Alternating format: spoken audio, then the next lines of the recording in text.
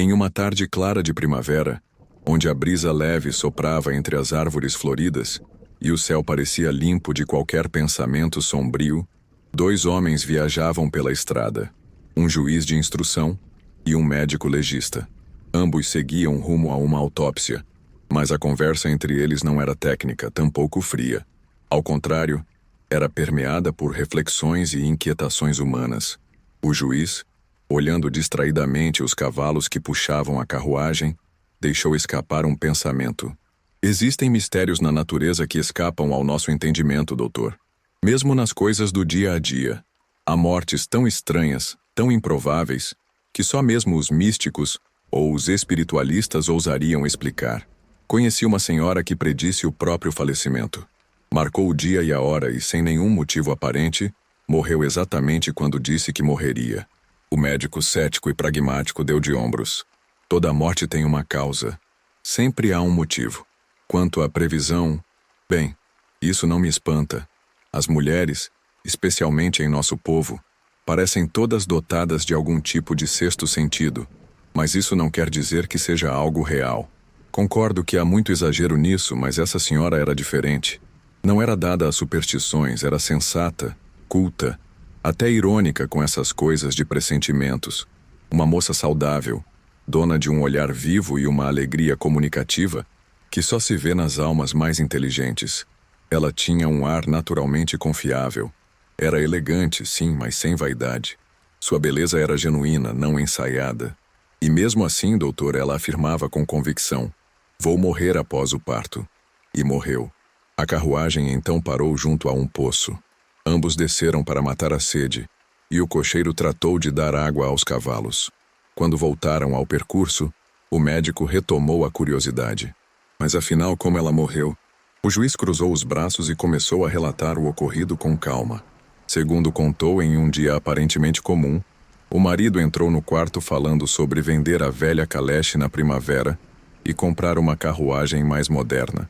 Também sugeriu trocar um dos cavalos, colocando Bobtinski no lugar do outro. A esposa, sentada, olhou para ele com certa distância e respondeu com serenidade: faça como quiser, isso já não me importa. No verão estarei morta. O marido riu, achando que era apenas um comentário melancólico, típico das emoções oscilantes da gravidez. Mas a mulher insistiu: estou falando sério. Morrerei logo após o parto. Ele não levou aquilo a sério. Como muitos homens, achava que a gravidez tornava as mulheres dramáticas, exageradas.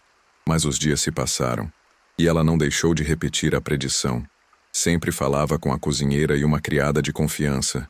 Dizia, com uma mistura de tristeza e aceitação: meu tempo está chegando ao fim. Depois que meu filho nascer, partirei. Ouvindo isso, as criadas choravam. E a senhora, com um sorriso frio, reforçava a certeza. Parou de se arrumar. Abandonou os livros, os risos e os passeios. Não fazia mais planos. Um dia, acompanhada da tia, foi ao cemitério escolher o local onde queria ser enterrada. Fez um testamento detalhado 5 dias antes do parto. Mesmo estando com excelente saúde, sem sintomas, sem sinais de perigo. Apesar de tudo parecer correr bem, o marido, já irritado com aquela obsessão, explodiu durante o jantar. Natasha, quando você vai parar com essas bobagens? Mas ela não recuava. Não são bobagens, falo com seriedade. Chegado o dia, o marido trouxe a parteira. Era o primeiro filho, mas tudo correu bem. Sem complicações, sem sofrimento fora do comum. Quando o bebê nasceu, ela quis vê-lo, olhou com ternura e murmurou: agora posso morrer. Despediu-se do marido, fechou os olhos e pouco tempo depois morreu com calma, como se adormecesse. Até o fim esteve lúcida. Quando lhe deram leite em vez de água, reclamou com doçura: por que me dão leite? E então seu último suspiro. O juiz então suspirou como se revivesse o episódio e pediu: agora me diga, de que ela morreu? Não estou inventando, doutor, dou-lhe minha palavra de honra. O médico olhou para o céu pensativo. Deviam ter feito uma autópsia. Mas para quê? Para entender o motivo real. Ninguém morre só porque previu. Talvez tenha sido envenenamento. Nesse momento, o juiz estacou. Olhou para o médico com os olhos semicerrados e indagou em tom tenso: e o senhor tirou isso de onde? Não tiro, apenas suponho. Ela e o marido estavam bem? Não totalmente. Eles tiveram problemas logo no início do casamento. Ela descobriu uma traição, mas disse que o perdoava. E quando foi que começou a falar da morte? O juiz pareceu buscar algo no fundo da memória. Passou a mão pela testa como tentando afastar um véu. Logo depois daquele episódio, é verdade. Ela começou logo após a descoberta da traição. Pois então, decidiu-se ali. Mas não quis prejudicar o bebê. Esperou até o nascimento para pôr fim à vida. O juiz de instrução parecia abalado.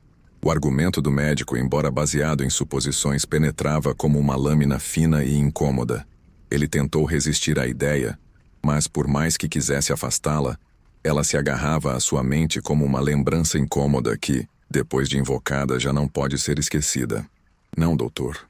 Não pode ser. Ela perdoou. Sim, perdoou rápido demais, talvez, mas perdoou. Nunca mais tocamos no assunto.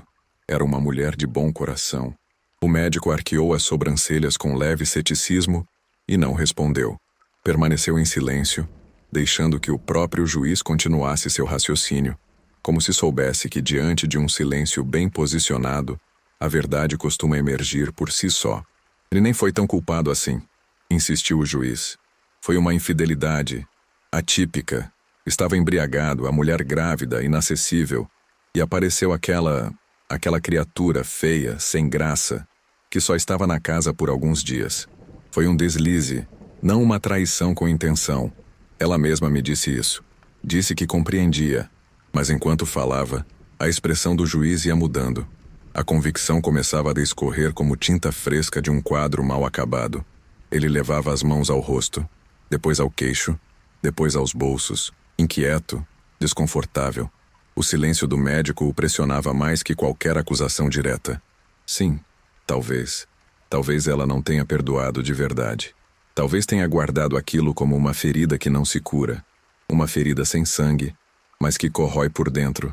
É isso que as mulheres fazem, não é? Sorriem por fora e sangram por dentro. Oh, meu Deus!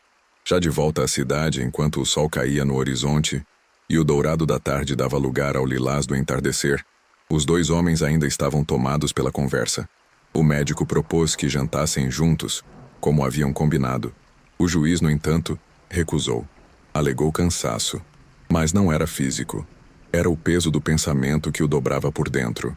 Mais tarde, já durante a autópsia que realizavam juntos, procedimento de praxe, mas agora envolto em outra atmosfera, o juiz, ainda imerso na lembrança daquela mulher, perguntou, quase em sussurro: existem venenos que matam devagar, sem dor? Algo que cause apenas um enfraquecimento súbito, uma morte pacífica? O médico, que dissecava o crânio com a precisão de quem já viu muito da fragilidade humana, respondeu sem hesitação: sim, a morfina, por exemplo, pode induzir um estado de calma, de falso bem-estar, e em dose excessiva, apaga a vida sem escândalo. O juiz empalideceu. Lembrou-se de súbito de um pequeno frasco que a esposa guardava em sua penteadeira. Lembrava-se de tê-lo visto uma ou duas vezes, mas jamais perguntou para que servia. Dissera a si mesmo que era algo trivial, um remédio qualquer, uma poção inofensiva. Agora, aquela lembrança ganhava contornos mais nítidos, quase cruéis. Durante o trajeto de volta, o juiz, visivelmente perturbado, mordia o bigode com força, como se quisesse punir a própria boca por ter sido omissa, por não ter perguntado nada antes, por não ter notado os sinais. Quer andar um pouco a pé? Sugeriu ao médico, tentando fugir do desconforto de estar sentado com as próprias culpas.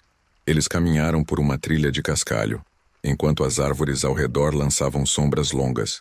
A cada passo, parecia que o juiz carregava chumbo nos ombros. Em determinado momento, ele parou, ofegante, não de esforço físico, mas de angústia contida. Doutor, e se for verdade? Se ela tiver feito isso? Se tudo aquilo que me pareceu tristeza passageira for na verdade uma sentença? Um castigo? Fez uma pausa longa. Seus olhos estavam marejados e sua voz trêmula. O senhor entende o que isso significa? Eu era o marido dela, e sou o juiz. Mas talvez eu tenha sido o réu, o culpado, o condenado. E ela, a justiça. O médico nada disse. Às vezes a medicina não tem palavras. E naquele momento nenhuma ciência explicava o peso do que havia sido dito. O juiz de instrução agora caminhava como se cada passo fosse uma confissão, como se o chão o arrastasse de volta aos dias em que poderia ter mudado o destino, mas não o fez. Suas mãos tremiam discretamente. Seu olhar vagueava perdido entre as árvores, como se esperasse que alguma delas lhe desse uma resposta ou o absolvesse. Ela era tão serena, murmurou mais para si mesmo do que para o médico. Não fez escândalo, não me condenou com palavras. Apenas silenciou. E naquele silêncio havia uma sentença. Eu só percebo isso agora. Voltou-se para o companheiro, com uma expressão entre o choque e a súplica. E se ela não tivesse morrido de desgosto nem de veneno? E se tivesse morrido porque já não havia nada nela? Nenhuma vontade de ficar? Pode-se morrer por ausência de alma, doutor? O médico hesitou por um instante. Era um homem de ciência e seu ofício era explicar o que é físico, palpável. Mas há momentos em que até o mais treinado profissional precisa aceitar que o corpo também se rende às dores que não se veem. O corpo resiste a muita coisa, respondeu calmamente. Mas o espírito, quando se rompe por dentro, pode arrastar o corpo com ele. Há quem diga que certas mortes acontecem primeiro na alma, e só depois no coração. O juiz calou-se. Não havia mais nada a ser dito ali que não fosse um eco do que já lhe doía. Retomaram a caminhada, mas agora ele andava cabisbaixo, como um homem que carrega o próprio epitáfio na memória. Chegaram novamente à carruagem. Durante o trajeto final, o juiz permanecia imóvel, olhando o nada, como se o mundo exterior já não existisse. Quando finalmente chegaram à cidade, ele agradeceu brevemente ao médico, recusou o jantar mais uma vez e desceu com passos lentos, como se a rua estivesse mais escura do que antes, mesmo com as luzes acesas. A partir daquela noite, algo mudaria para sempre dentro dele. A história que contara com certa distância e quase admiração agora lhe queimava no peito como uma maldição revelada. Era a sua história. A mulher que previu a própria morte era sua esposa. A culpa que ele não admitia era talvez a causa invisível de tudo. Na semana seguinte, dizem que o juiz não compareceu à repartição. Pediu licença médica, trancou-se em casa, recusou visitas. Alguns comentavam que ele sofria de exaustão nervosa. Outros, que estava apenas cansado da rotina. Mas o médico legista sabia a verdade. Não era o corpo que pedia repouso, era a consciência. Começou a circular entre os corredores do fórum uma história abafada, um sussurro apenas, de que o juiz estava revendo casos antigos, reabrindo arquivos, investigando detalhes de laudos e sentenças esquecidas. Era como se buscasse em cada papel uma forma de reparar o que não podia ser reparado em sua própria vida. Enquanto isso, ele sonhava com ela todas as noites. Sonhava com seus olhos calmos, com a última frase que ela dissera ao olhar o filho. Agora posso morrer. Essas palavras ecoavam dentro dele com o peso de um veredito. E cada vez que o filho chorava, ou sorria, ele sentia que herdara mais do que o sangue da mãe. Herdara também o silêncio dela. Houve uma noite em que o juiz se levantou abruptamente da cama, atravessou a casa escura, abriu uma gaveta esquecida e encontrou o pequeno frasco que vira anos atrás na penteadeira dela. Lá estava, fechado, intocado, mas agora sabia o que era. Um rótulo gasto deixava entrever o nome quase ilegível. Morfinum. Segurando o frasco nas mãos, ficou ali parado por um longo tempo. Não chorou, apenas fechou os olhos. Pela primeira vez, não para negar a dor, mas para abraçá-la. Na manhã seguinte, o juiz foi visto caminhando sozinho pela alameda do cemitério. Não era o enterro de ninguém conhecido, tampouco uma data de aniversário ou luto oficial. Estava apenas lá, sob o céu cinzento de um dia nublado, com os passos vagarosos de quem não tem pressa de chegar. Levava nas mãos um pequeno buquê de flores silvestres, colhidas por ele mesmo no caminho. Margaridas, crisântemos e uma única rosa branca no centro. Parou diante da lápide onde repousava a esposa. Não havia ninguém por perto. A cidade ainda despertava lentamente, ignorando aquele momento de reconciliação silenciosa entre o passado e o presente. A inscrição era simples, mas dolorosamente precisa. Natasha, esposa, mãe, silenciosa como a tarde em que partiu.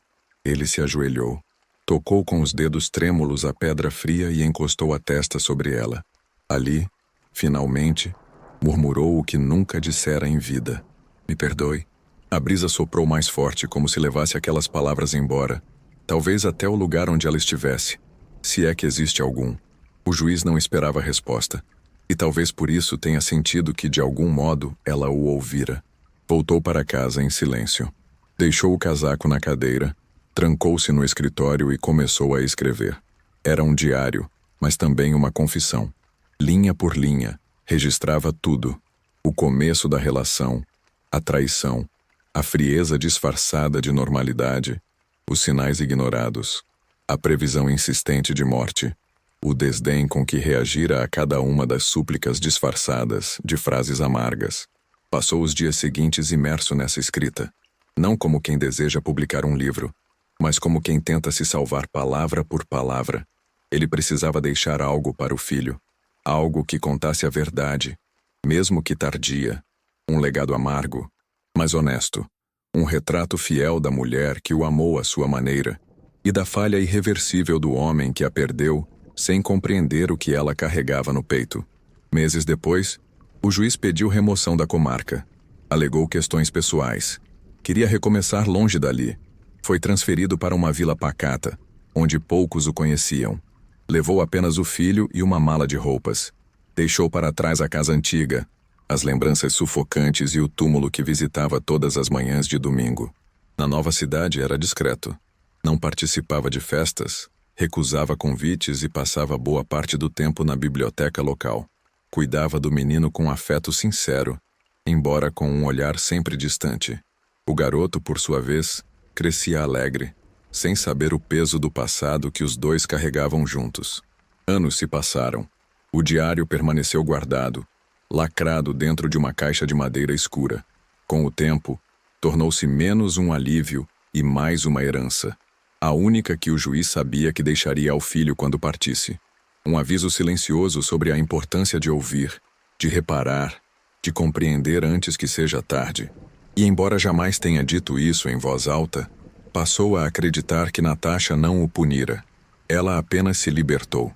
Libertou-se da dor, da solidão, das noites em que dormia ao lado de alguém ausente. E no fundo, ele compreendia, talvez até aceitasse. Nas noites mais silenciosas, quando a vila adormecia e a lua iluminava a janela de seu quarto, ele ainda pensava nela. Imaginava-a sorrindo, talvez lendo um livro que nunca terminou, talvez segurando o filho nos braços, naquele instante breve entre a vida e a morte. E então sussurrava para si mesmo: a gente não morre só por causas físicas. Às vezes a ausência de amor mata mais do que o veneno.